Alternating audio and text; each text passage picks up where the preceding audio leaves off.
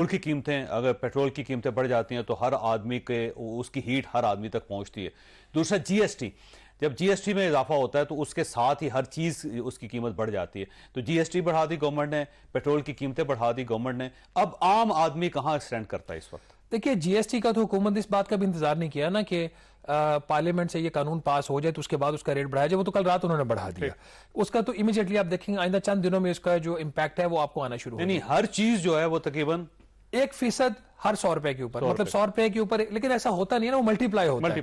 कहने को तो वो 1% इजाफा होगा, एक्चुअल इम्पैक्ट उसका हो सकता है 5% तक हर चीज की कीमत में आ जाए। फिर आपका उसके ओवर एंड अबव जो होता है आपका, चूंकि एक्सचेंज रेट का इतना आपके रुपए की बेकदरी हो रही है, हर चीज तकरीबन पाकिस्तान बाहर से दरामद करता है, वहां पे जो करेंसी की बेकदरी की वजह से आपका इंपैक्ट आएगा वो इसके अलावा होगा। हर चीज आपकी महंगी होगी। एक और जो चीज इन्होंने अभी करनी है की नहीं, और इस बिल में डाल दी है इन्होंने, कि कुछ इन्होंने जैसे डॉक्टर साहब ने अपनी स्पीच में कहा कि कुछ जो लग्जरी गुड्स है उसका रेट 25% होगा। अब लग्जरी गुड्स में क्या ये अब लग्जरी की एक बड़ी ही लूज डेफिनेशन है। लग्जरी में आपका रुमाल भी आ सकता है, जूता भी आ सकता है, आपका जूता भी आ सकता है।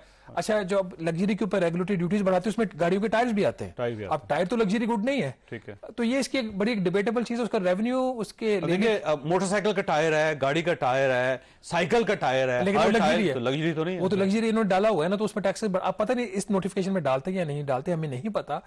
जब वो बिल पास होगा नेशनल असेंबली से, उसके बाद गवर्नमेंट के पास ये इख्तियार आ जाएगा कि वो किसी भी चीज को वो उसके ऊपर रेट बढ़ा देंगे, उसको लग्जरी डिक्लेयर कर देंगे। अच्छा, वैसे आइटम्स उन्होंने डिक्लेयर नहीं कि कौन कौन सी आइटम्स है जिसको लग्जरी समझती है गवर्नमेंट? वो उसकी जो बेस लाइन होगी, अभी कुछ अर्सा पहले आपको याद है कि डजन्स ऑफ गुड्स के ऊपर इसी हुकूमत ने रेगुलेटरी ड्यूटीज बढ़ाई थी उनको लग्जरी डिक्लेयर करके। ठीक है। तो वही जो अशिया हैं उन्हीं के ऊपर अब ये 38 से मैं रखा 38 आइटम थे, 38 या 41 वो उसकी कैटेगरी है। उसकी आगे एक कैटेगरी के अंदर 10-12 गुड्स भी हो सकती हैं। ठीक है। तो वो उन जैसे एक दाल कोई एक नहीं होगी, अब दालें भी आपकी बाहर से आ रही है ना, लेकिन वो लग्जरी तो नहीं। मैं एक मिसाल दे रहा हूँ, वो 4-5 किस्म की दालें बाहर से इंपोर्ट होती हैं, तो वो कैटेगरी तो एक 70% दाल बाहर से आती है पाकिस्तान से बाहर से आती है। 30% प्रोड्यूस कर पाते हैं। आपका जो अभी इसके ऊपर विद होल्डिंग लगा है जो सेल्स टैक्स है, तो उसको भी इंपैक्ट करेगा ना। अब तो वैसे अगर देखा जाए तो आटा जो है वो भी लग्जरी में है, क्योंकि आटा भी आम आदमी अब खरीद नहीं सकता। जो चीज आम आदमी नहीं खरीद सकता वो लग्जरी है। तो इसका मतलब ये हुआ कि आटा भी मजीद महंगा कर दें।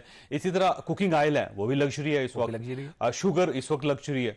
तो कोई ऐसी चीज है नहीं कि जिसे हम लग्जरी की लिस्ट से बाहर निकाल सकें। तो जाहिर है हर चीज महंगी हो जाए। इसमें